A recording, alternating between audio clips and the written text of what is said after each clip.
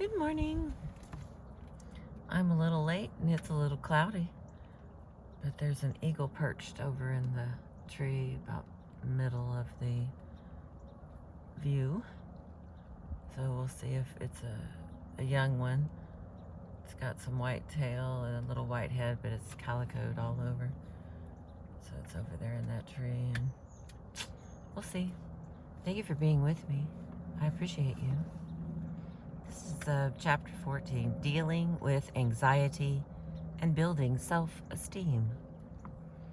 It is estimated that in the course of a lifetime, at least 1 in 4 Americans will suffer from a debilitating degree of anxiety or worry, severe enough to meet the criteria for the medical diagnosis of an anxiety disorder. But even those who never suffer from a pathological or disabling state of anxiety will, at one time or another, experience excessive levels of worry and anxiety that serve no useful purpose and do nothing but undermine their happiness and interfere with their ability to accomplish their goals. The human brain is equipped with an elaborate system designed to register the emotions of fear and worry.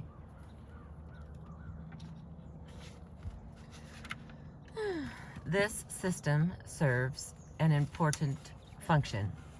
It mobilizes us to respond to danger by setting in motion a complex sequence of biochemical and physiological events. The adaptive side of worry is that it allows us to anticipate danger and take preventative action. So, some types of fears and a certain amount of worry can be healthy.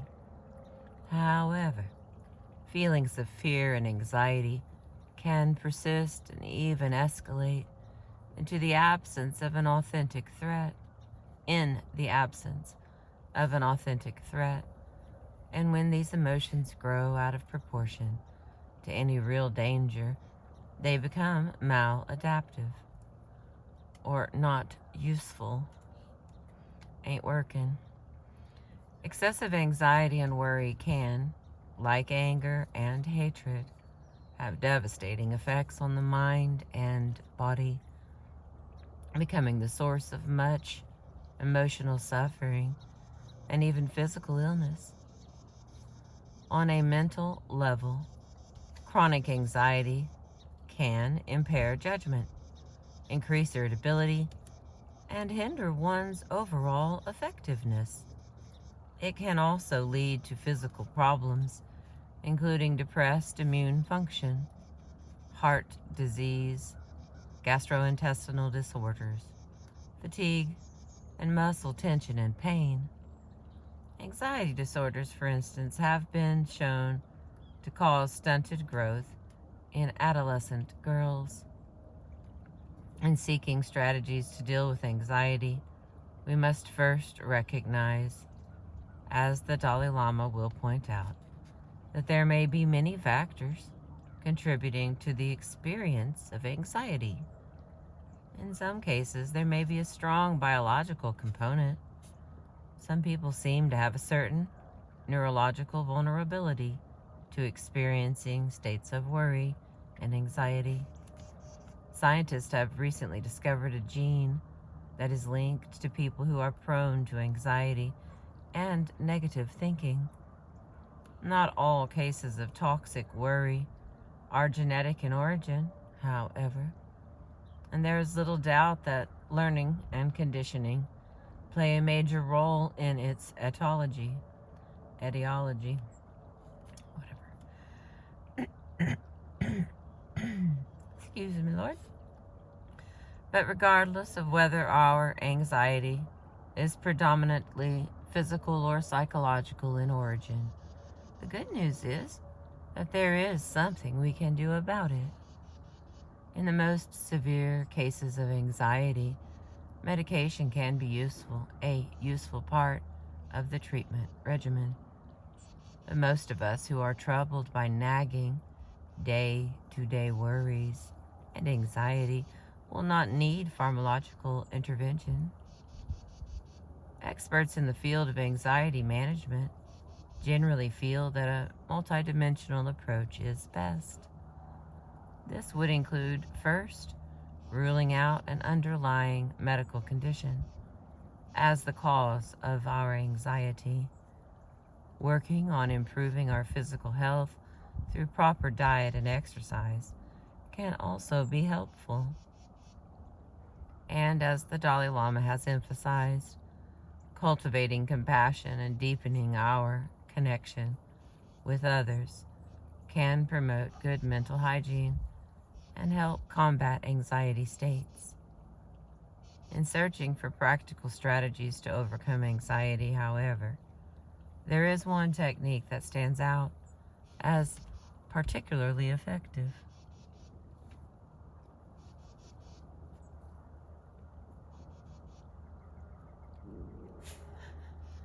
Okay, hang on.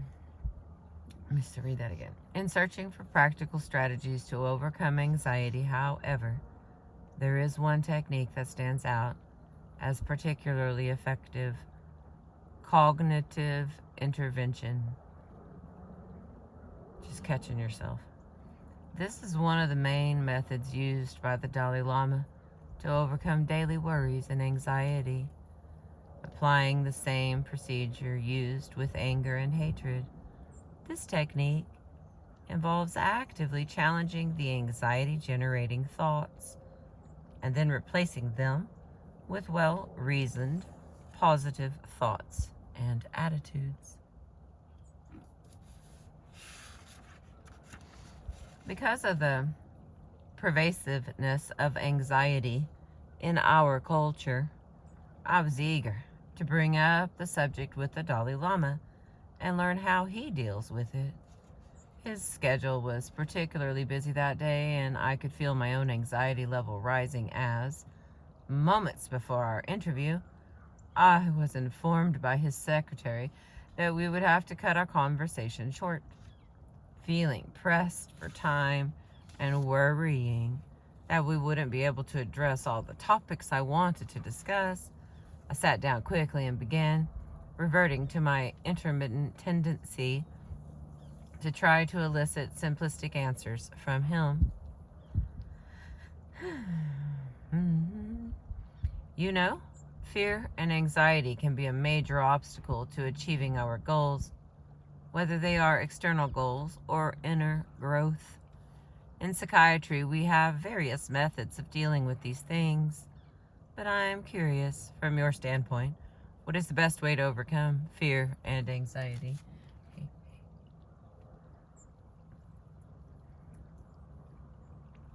Resisting my invitation to oversimplify the matter, the Dalai Lama answered with his characteristically thorough approach.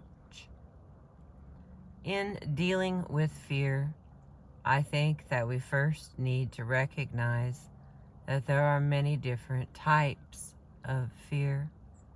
Some kinds of fear are very genuine, based on valid reasons. Fear of violence or fear of bloodshed, for example. We can see that these things are very bad. Then there's fear about the long-term negative consequences of our negative actions. Fear of suffering. Fear of our negative emotions, such as hatred. I think these are the right kinds of fears. Having these kinds of fears brings us onto the right path, brings us closer to becoming a warm-hearted person. He stopped to reflect and then mused. Although, in a sense, these are kinds of fears, I think perhaps that there may be some difference between fearing these things and the mind's seeing the destructive nature of these things. He ceased speaking again for several moments and appeared to be deliberating. while I stole furtive glances at my watch. Clearly, he didn't feel the same time crunch that I did. Finally, he continued speaking in a leisurely manner. On the other hand, some kinds of fears are our own mental creations. These fears may be based mainly on mental projection. For example, there are very childish fears. He laughed, like when we were young and passed through a dark place, especially some of the dark rooms in the Patola. The Patola was the traditional winter palace of the Dalai Lamas and a symbol of the religious and historical heritage of Tibet. Originally built by the Tibetan king Songtsen Gampo in the 7th century, it was later destroyed and not rebuilt until the 17th century by the 5th Dalai Lama. The current structure rises a majestic 440 feet from the summit of the Red Hill in Lhasa.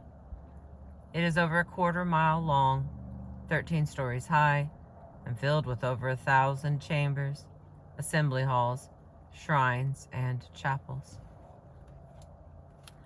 Okay, here's what he was joking and laughed about. There are very childish fears, he laughed, like when we were young and passed through a dark place, especially some of the dark rooms in the Patala, and became afraid. That was based completely on mental projection. Or, when I was young, the sweepers and people looking after me always warned me that there was an owl that caught young children and consumed them. The Dalai Lama laughed even harder, and I really believed them. There are other types of fear based on mental projection, he continued. For example, if you have negative feelings because of your own mental situation, you may project those feelings onto another, who then appears as someone negative and hostile, and as a result, you will feel fear. That kind of fear, I think, is related to hatred and comes about as a sort of mental creation. So in dealing with fear, you need to first use your faculty of reasoning and try to discover whether there is a valid basis for your fear or not. I asked, well, rather than an intense or focused fear of a specific individual or situation, many of us are plagued by more of an ongoing, diffuse worry about a variety of day-to-day problems. Do you have any suggestions about how to handle that? Nodding his head, he replied, one of the approaches that I personally find useful to reduce that kind of worry is to cultivate the thought, if the situation or problem is such that it can be remedied, then there is no need to worry about it. In other words, if there is a solution or a way out of the difficulty, then one needn't be overwhelmed by it. The appropriate action is to seek its solution. It is more sensible to spend the energy focusing on the solution rather than worrying about the problem. Alternatively, if there is no way out, no solution, no possibility of resolution, then there is also no point in being worried about it, because you can't do anything about it anyway. In that case, the sooner you accept this fact, the easier it will be on you. This formula, of course, implies directly confronting the problem. Otherwise, you won't be able to find out whether or not there is a resolution to the problem. What if thinking about that doesn't help alleviate your anxiety? Well, you may need to reflect on these thoughts a bit more and reinforce these ideas. Remind yourself of it repeatedly. Anyway, I think that this approach can help reduce anxiety and worry. That doesn't mean it always will work. If you are dealing with ongoing anxiety, I think you need to look at the specific situation. There are different types of anxieties and different causes. For example, some types of anxiety or nervousness could have some biological causes. For instance, some people tend to get sweaty palms, which according to the Tibetan medical system could indicate an imbalance of subtle energy levels. Some types of anxiety, just like some types of depression, for instance, may have biological roots. And for these, medical treatment may be useful. So in order to deal with the anxiety effectively, you need to look at the kind it is and the cause. So, just like fear, there can be different types of anxiety.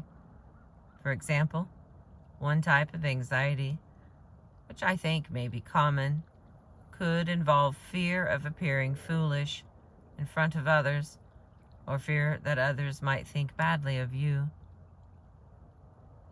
Have you ever experienced that kind of anxiety or nervousness? I interrupted. The Dalai Lama broke into a robust laugh, and without hesitation, he responded, "Oh, yes." Okay, hang on, go with the whistle.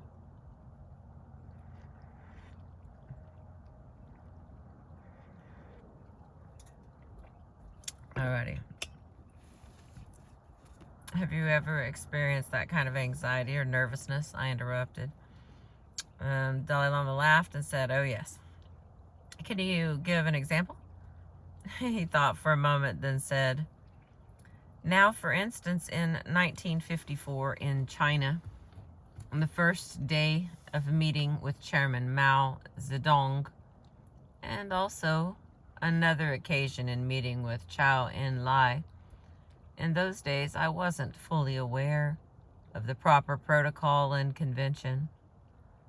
The usual procedure for a meeting was to start with some casual talk and then proceed to the discussion of business. But on that occasion, I was so nervous. At the moment I sat down, I just jumped right into business."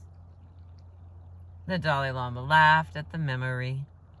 I remember that afterwards my translator, a Tibetan communist, who was very reliable and my great friend, looked at me and started laughing and teasing me about it. I think that even these days, just before a public talk or teachings are about to start, I always feel a little bit of anxiety. So some of my attendants usually say, "If that's the case, then why did you accept the invitation to give teachings in the first place?" And he laughed again. "So how do you personally deal with that kind of anxiety?" I asked.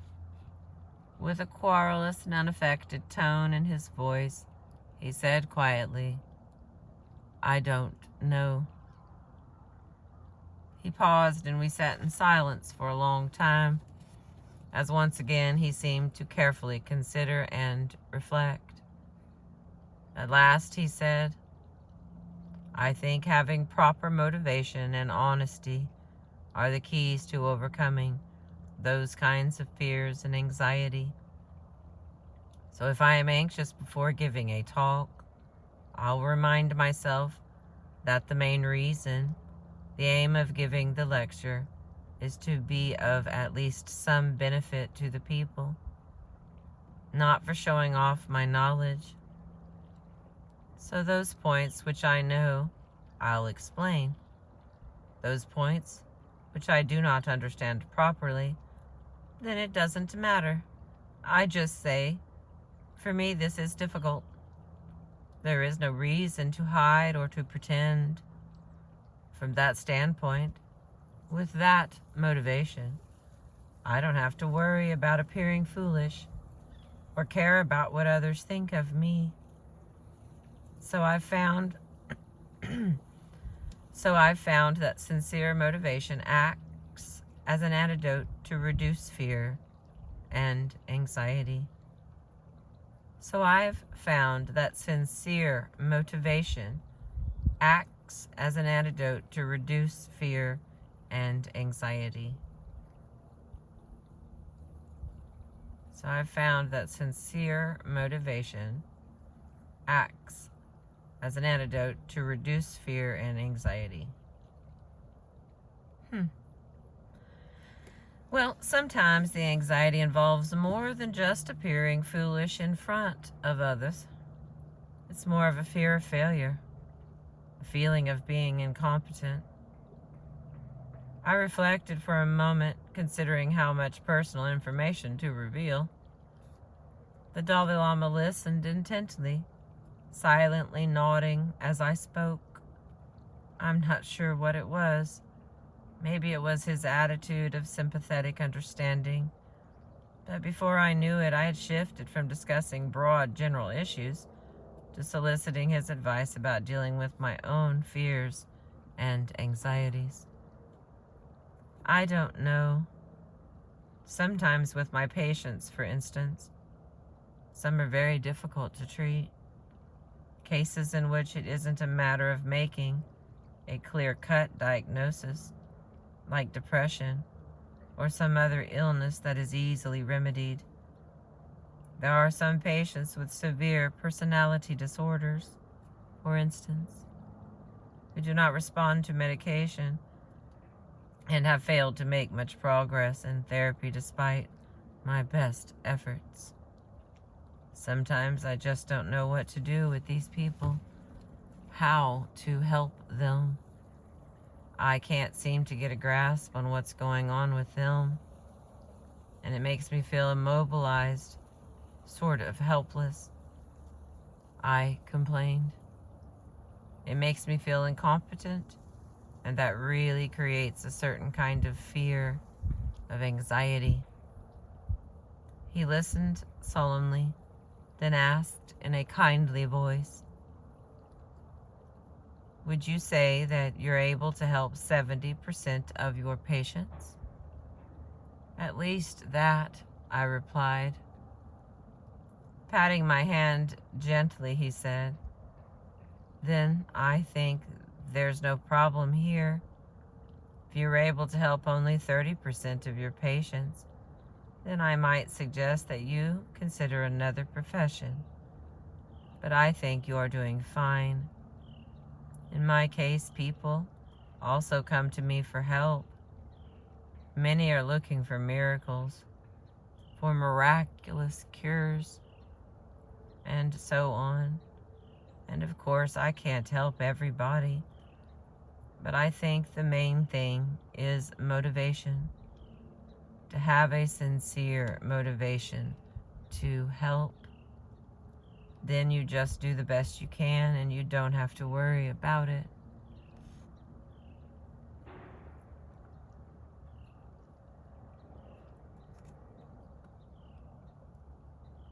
So in my case, also there are, of course, some situations that are tremendously delicate or serious and such a heavy responsibility. I think the worst is when people place too much trust or belief in me in circumstances in which some things are beyond my capability. In such cases, sometimes anxiety, of course, develops. Here, once again, we return to the importance of motivation. Then I try to remind myself, as far as my own motivation is concerned, I am sincere, and I tried my best. with a sincere motivation, one of compassion. Even if I made a mistake or failed, there is no cause for regret. For my part, I did my best. Then you see, if I failed, it was because the situation was beyond my best efforts. So that sincere motivation removes fear and gives you confidence. On the other hand, if your underlying motivation is to cheat someone, then if you fail, you really become nervous. But if you cultivate a compassionate motivation, if you fail, then there's no regret. So again and again, I think that proper motivation can be a sort of protector, shielding you against these feelings of fear and anxiety. Motivation is so important. In fact, all human actions can be seen in terms of movement, and the mover behind all actions is one's motivation. If you develop a pure and sincere motivation, if you are motivated by a wish to help on the basis of kindness, compassion, and respect, then you can carry on any kind of work in any field and function more effectively with less fear or worry, not being afraid of what others think or whether you ultimately will be successful in reaching your goal. Even if you fail to achieve your goal, you can feel good about having made the effort. But with a bad motivation, people can praise you or you can achieve goals, but you still will not be happy.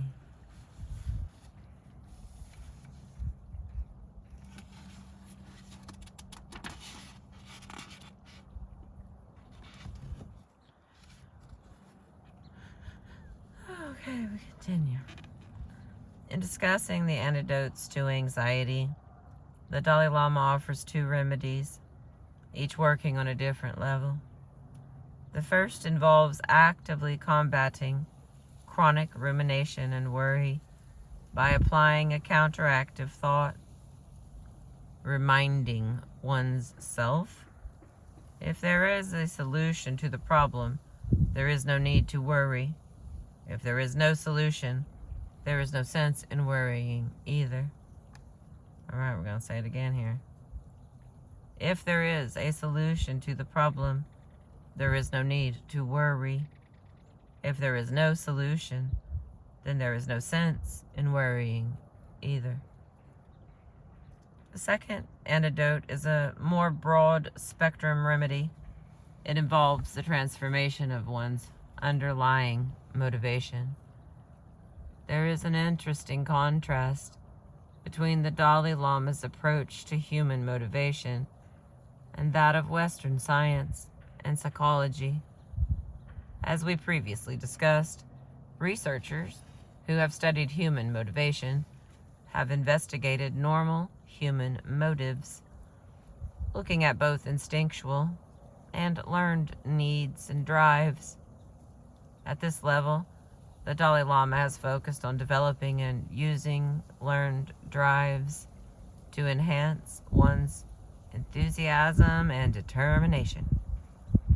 In some respects, this is similar to the view of many conventional Western motivation experts, who also seek to boost one's enthusiasm and determination to accomplish goals. The difference is that the Dalai Lama seeks to build determination and enthusiasm, to engage in more wholesome behaviors, and eliminate negative mental traits, rather than emphasizing the achievement of worldly success, money, or power. And perhaps the most striking difference is that whereas the motivational speakers, are busy fanning the flames of already existing motives for worldly success, and the Western theorists are preoccupied with categorizing standard human motives. The Dalai Lama's primary interest in human motivation lies in reshaping and changing one's underlying motivation to one of compassion and kindness. In the Dalai Lama's system of training the mind and achieving happiness, the closer one gets to being motivated by altruism, the more fearless one becomes in the face of even extremely anxiety-provoking circumstances. I'll repeat that for us. In the Dalai Lama's system of training the mind and achieving happiness, the closer one gets to being motivated by altruism, the more fearless one becomes in the face of even extremely anxiety-provoking circumstances. But the same principle can be applied in smaller ways, even when one's motivation is less than completely altruistic. Standing back and simply making sure that you mean no harm and that your motivation is sincere can help reduce anxiety in ordinary daily situations. Not long after the above conversation with the Dalai Lama, I had lunch with a group of people that included one young man whom I had not met before, a college student at a local university. During lunch, someone asked how many series of discussions with the Dalai Lama were going, how my sessions were going, and I recounted the conversation about overcoming anxiety. After quietly listening to me describe the idea of sincere motivation as an antidote to anxiety, the student confided that he had always been painfully shy and very anxious in social situations. And thinking about how he might apply this technique in overcoming his own anxiety, the student muttered, "Well, all that's pretty interesting, but I guess the hard part is always having this lofty motivation of kindness and compassion." I suppose that's true, I had to admit. The general conversation turned to other subjects, and we finished our lunch. I happened to run into the same college student the following week at the same restaurant. Approaching me in a cheerful manner, he said, "You remember we were talking about motivation and anxiety the other day? Well, I tried it out and it really works. There's this girl who works at a department store in the mall whom I've seen a lot of times. I've always wanted to ask her out, but I didn't know her, and I've always felt too shy and anxious, so I never even tried to talk to her. Well, the other day I went in again, but this time I started thinking about my motivation for asking her out. My motivation, of course, is that I'd like to date her, but behind that is just the wish that I could find someone whom I can love and who will love me. When I thought about it, I realized that there's nothing wrong with that, and that my motivation was sincere. I didn't wish any harm to her or myself, but only good things. Just keeping that in mind and reminding myself of it a few times seemed to help somehow. It gave me the courage to strike up a conversation with her. My heart was still pounding, but I feel great that at least I was able to get up the nerve to speak with her." "I'm glad to hear that," I said. "What happened?" "Well, as it turns out, she already had a steady boyfriend. I was a bit disappointed, but it's okay. It just felt good that I was able to overcome my shyness. And it made me realize that if I can make sure that there's nothing wrong with my motivation and keep that in mind, it could help the next time I'm in the same situation." All right.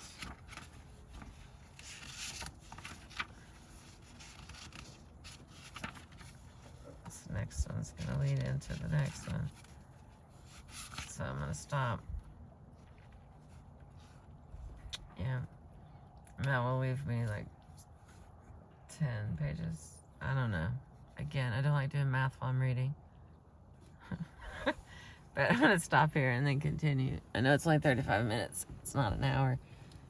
But it doesn't mean I don't hurt you a whole bunch. So, here's our book again. We are reading. I am reading The Art of Happiness. There's only one more chapter left, so we're about to have all the information this book has to offer us. So stay with me. I appreciate you being here.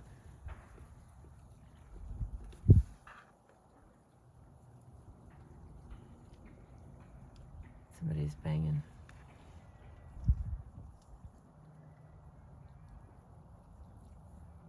Thank you again.